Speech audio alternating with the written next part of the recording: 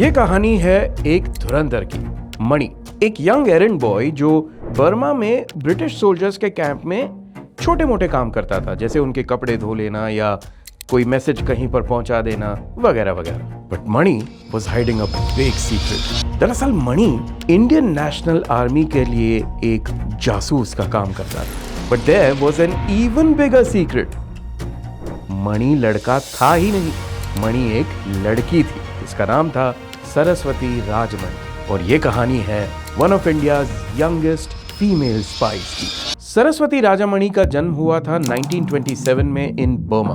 वैसे तो उनका फैमिली क्वाइट वेल ऑफ था, बट उनके अंदर नेशनलिस्ट फीलिंग बहुत कूट कूट कर भरी थी। एक बार महात्मा गांधी खुद बर्मा गए थे और वो सरस्वती के घर भी गए थे। जब गांधी जी उनके घर पहुंचे तो उन्होंने देखा कि एक छोटी सी 10 साल की लड़की राइफल प्रैक्टिस कर रही है।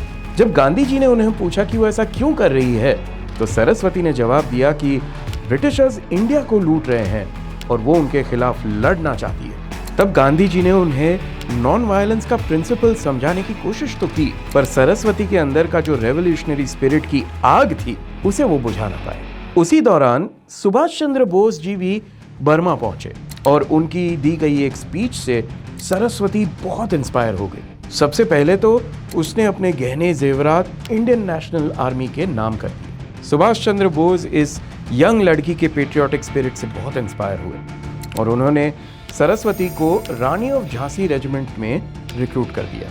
यहाँ उन्हें कॉम्बैट और मिलिट्री ट्रेनिंग हासिल हुई और अपनी ट्रेनिंग के दौरान सरस्वती की पहचान एक और लड़की से हुई और उनकी दोस्ती गहरी हो गई। इस लड़की का नाम था दुर्गा। जब आज़ाद हिंद फौज नॉर्थ ईस्ट इंडिया के इम्फाल और कोहिमा रीजन को अप्रोच कर रही थी, तब रानी ऑफ झांसी रेजिमेंट को नॉर्दर्न बर्मा में भेजा गया था। और तब सरस्वती और दुर्गा को एक टॉप सीक्रेट एस्पियोनाज मिशन पर भेजा गया। दोनों ने अपने बाल छोटे कर दिए और अपना भेस बदलकर लड़के बनकर ब्रिटिशर्स की कैंप में एंट्री ले ली। और उनका मिशन था कि वो ब्रिटिशर्स की मूवमेंट्स, उनकी ट्रूप की एक्टिविटीज, उनकी कॉन्फिडेंशियल फाइल्स, सारी डिटेल्स इंडियन नेशनल आर्मी को पास ऑन करें। कुछ रिपोर्ट्स के अनुसार तो उन्होंने वेपन्स तक एक्सेस कर लिए थे। ये सारी इंफॉर्मेशन आईएनए के नेटवर्क तक फॉरवर्ड की जाती थी, जो फिर सुभाष चंद्र बोस को दी जाती थी। नेटवर्क का एक प्रोटोकॉल था, अगर कोई भी पकड़ा जाए तो इमीडिएटली एक डाइवर्जन क्रिएट किया जाए ताकि बाकी लोग बचकर निकल सके। रिपोर्ट्स के अनुसार सरस्वती ने और दुर्गा ने तकरीबन 1 साल तक इस मिशन पर काम किया और फिर आया वो एक दिन जब दुर्गा कैप्चर हो गई। उन्हें एक हाई सिक्योरिटी प्रिजन में रखा गया। नेटवर्क के लिए ये एक बहुत क्रूशियल मोमेंट था और सरस्वती ने ठान ली कि वो अपनी फ्रेंड दुर्गा को बचा कर ही रहेगी। सरस्वती ने अपनी चाल बदली और अब वो बन गई एक बर्मीज डांसिंग गर्ल। और इस डिस्गाइज में सरस्वती ने उस कैंप के अंदर एंट्री ली जहां दुर्गा को रखा जा रहा था। लोकल कोलैबोरेटर्स की मदद से उसने गार्ड्स के ड्रिंक्स में ओपियम मिला दिया, जिससे वो डिजी हो गए और इस डाइवर्जन का यूज करते हुए उसने दुर्गा को छुड़ा लिया।